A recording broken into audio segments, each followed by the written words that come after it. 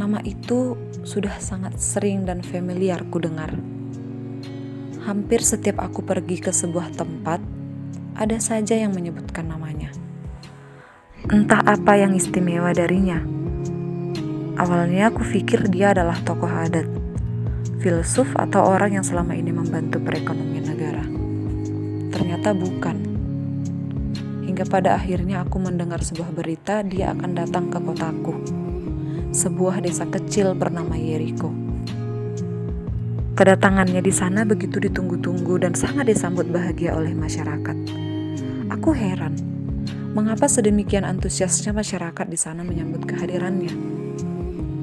Yang paling unik adalah, aku pikir dia itu adalah orang besar yang akan datang dengan menggunakan jubah mewah.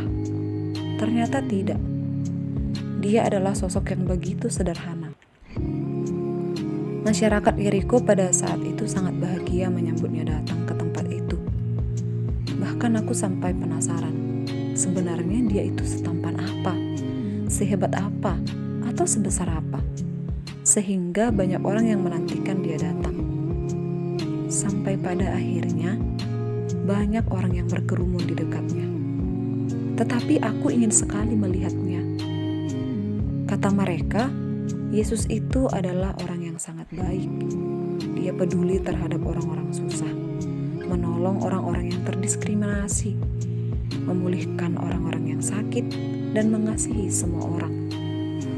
Sebenarnya aku juga sudah lama mendengar berita tentangnya itu. Tetapi entah mengapa, aku sulit sekali meyakininya. Apa benar masih ada manusia seperti itu pada masa ini? Itulah yang selalu muncul dalam pikiranku. Yesus katanya adalah sosok yang benar-benar pengasih. Pengajarannya sangat terkenal tentang kasih, dan hal itu benar-benar membuatku penasaran untuk semakin mengenalnya, untuk mengetahui dan melihatnya secara langsung. Tapi sayang, saat dia datang ke kota aku tinggal, orang-orang sudah sangat banyak berkerumun di sekitarnya. Aku tidak terlalu tinggi untuk dapat melihatnya. Entah apa yang kupikirkan saat itu. Aku melihat ada sebuah pohon ara yang tidak jauh dari kerumunan itu. Dan aku yakin Yesus akan melewati tempat itu. Karena aku sangat penasaran untuk melihatnya, maka aku putuskan untuk memanjat pohon itu. Dari atasnya, aku bisa melihat sosok Yesus yang sering kudengar namanya, berita tentangnya, pengajaran kasih yang diberikannya. Ya, aku berhasil melihatnya. Ternyata dia benar-benar ramah.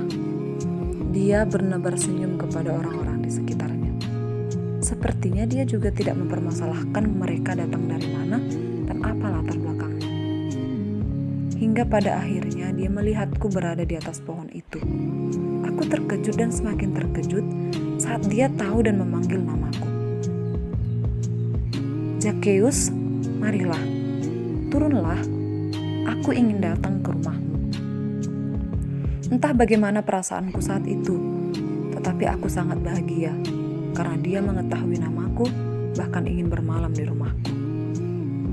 Bahkan dia tidak memandang aku siapa dan dari mana. Orang-orang yang sempat berpikiran mengapa Yesus mau berkunjung ke rumah orang sejahat aku, tidak diperdulikannya. Ternyata Yesus memang sebaik itu. Dia tidak membeda-bedakan kasihnya. Dia ternyata bukan hanya sekedar manusia biasa yang seperti ku ketahui sebelumnya. Dia teramat baik, pengasih, dan adil kepada semua orang. Sesaat setelah sampai di rumahku, aku mendengar banyak cerita dan pengajaran baik darinya. Dia benar-benar hebat. Dia juga mengetahui semua hal yang telah kulakukan dan apa yang akan kulakukan. Sampai pada akhirnya aku putuskan untuk meninggalkan keburukanku. Akan kuberikan setengah harta milikku kepada orang-orang miskin dan yang pernah kuperas. Karena ternyata Yesus datang kepadaku untuk membebaskanku dari kejahatan itu.